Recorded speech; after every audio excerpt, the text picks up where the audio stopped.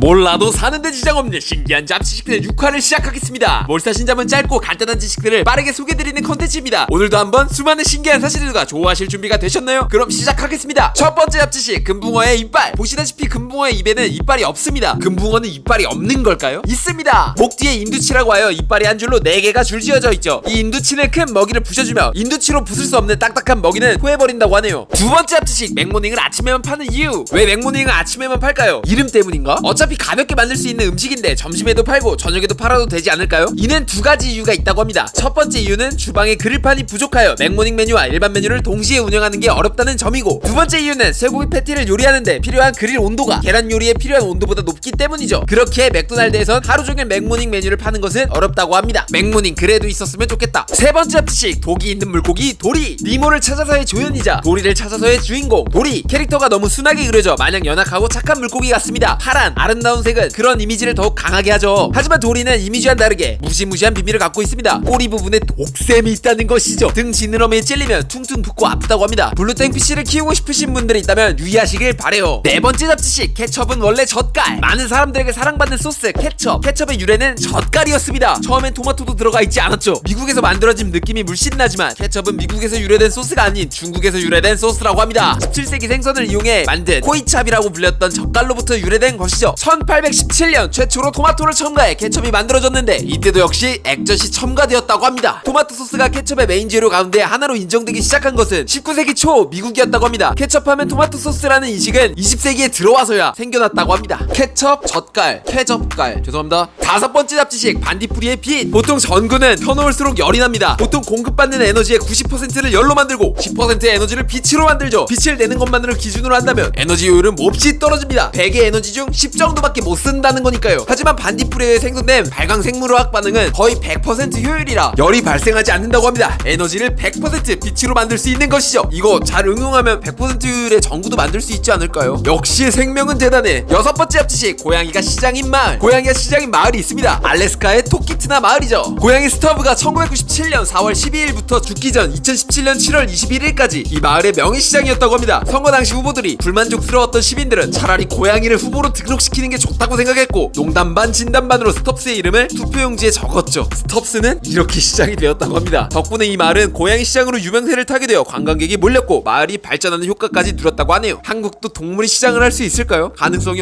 없을라나? 일곱 번째 잡지식, 금발머리가 생긴 이유. 모낭에 존재하는 멜라닌 색소의 함량이 적으면 생겨나는 머리, 금발. 서양에서는 흰 피부와 함께 미의 기준으로 꼽힐 정도로 아름다움을 상징하는 머리색이기도 합니다. 금발머리는 왜 생긴 걸까요? 당연하게도 금발머리 역시 진화를 통해 생겨난 머리라고 합니다. 이 연구에 따르면 금발 발현 원인은 11,000년 전 태양빛이 부족한 북유럽에서 사람들이 비타민 D를 더 잘 흡수하기 위해 진화한 것으로 보고 있죠. 물론 푸른 눈과 금색 머리카락을 가진 여성이 남성에게 더 매력적으로 느껴져 짝을 맺는데 유리했다는 성선택설도 있답니다. 이 두 가지 가설이 맞물려 금발이 발현되었다고 전문가들은 보고 있죠. 여덟 번째 잡지식, 우주정거장 비행사들의 투표. 진짜 쓸데없는 궁금함인데 궁금하지 않으신가요? 지구 표면에서 수백 킬로미터 떨어진 우주 국제 우주정거장에서 일하고 있는 우주 비행사들은 투표를 어떻게 할까요? 투표 날이면 지구로 돌아와야 하나? 진짜 궁금했거든요. 이메일로 투표를 한다고 합니다. 이상입니다. 아홉 번째 잡지식, 이발소 삼색등의 의미. 어느 이발소를 가든 볼 수 있는 삼색등, 이거 뭘까요? 중세 유럽에서 이발사는 수술에서 이발사에 이르기까지 많은 수술을 하는 사람이었습니다. 칼을 잘 다루기에 종기의 고름을 뺄 때, 신체를 수술할 때도 이발소를 찾았죠. 이발소의 상징인 삼색 원통은 청색은 정맥, 홍색은 동맥, 백색은 붕대를 뜻하는 것이라고 합니다. 이발 손님보다는 긴급 환자들이 쉽고 빨리 알아볼 수 있게 하려는 의도였죠. 그게 지금까지 이어진 것입니다. 하하. 열 번째 잡지식, 형광등. 수은가스의 방전으로 발생하는 자외선을 형광물질에 의해 가시광선으로 바꾸어 빛을 내는 조명장치 형광등. 계속해서 빛을 보내주는 이미지와는 달리 형광등은 끊임없이 깜빡인다고 합니다. 요새 형광등은 대부분 전자식 안전기로 구동을 해서 40kHz 이상의 주파수로 동작을 합니다. 40kHz를 다시 말하면 1초에 8만 번의 진폭 반전이 있다는 뜻으로 1초에 8만 번 이상을 깜빡인다고 보시면 되죠. 뭐야, 깜빡이는 거였어? 물론 사람 눈으로 깜빡이는 것을 구분하긴 힘들다고 하네요. 11번째 잡지식,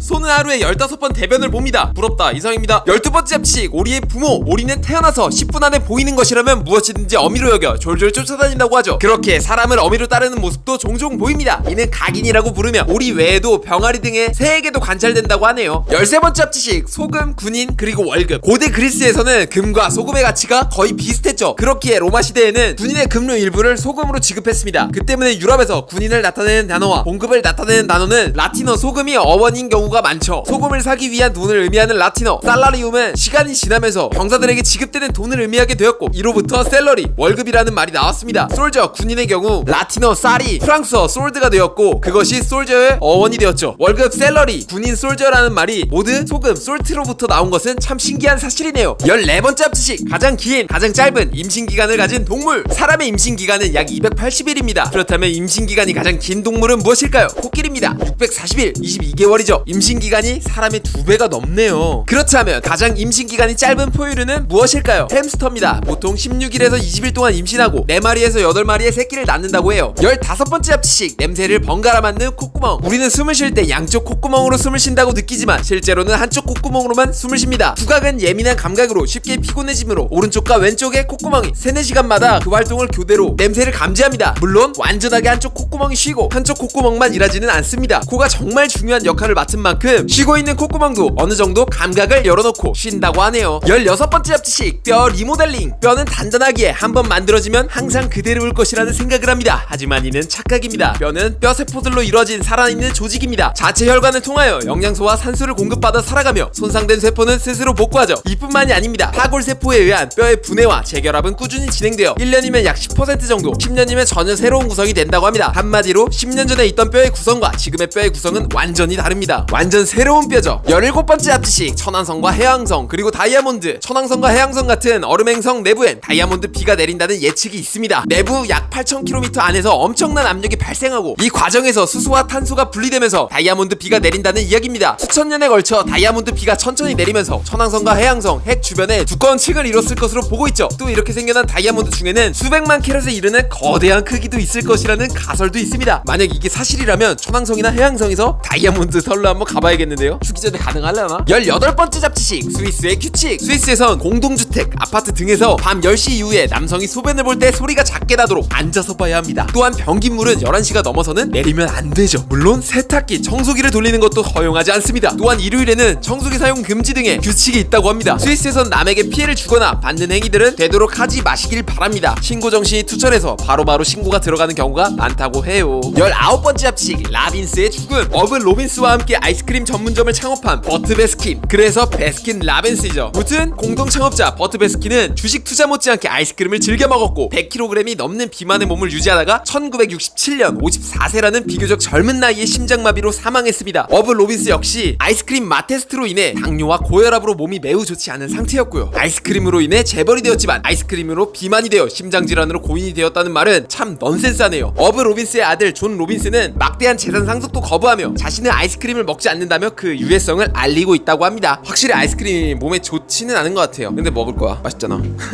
20번째 잡지식, 채소와 과일들의 비밀. 간단하게 보자면 나무에서 자라는 것은 과일, 밭에서 열리는 식물의 열매는 채소. 식물학적으로 본다면 토마토는 과일이 아닙니다. 채소입니다. 오이는 채소가 아닙니다. 과일이죠. 물론 우리가 먹는 방식으로 본다면 토마토는 과일이며 오이는 채소지만 말이죠. 딸기, 수박, 참외, 바나나 역시 식물학적으로는 과일이 아닙니다. 채소죠. 그냥 다른 겹들임 없이 먹을 수 있는 과육을 그냥 과일이라고 부르면 될 것을 참 어렵게 구분짓네요. 아주 다행스럽게 이런 류의 먹거리를 부르는 범주가 있습니다. 바로 과채류라고 하는데요. 채소의 이용 부위를 기준으로 할 때 한 가치이며 오이, 수박, 딸기 등과 같이 과실의 이용을 목적으로 하는 채소라고 합니다.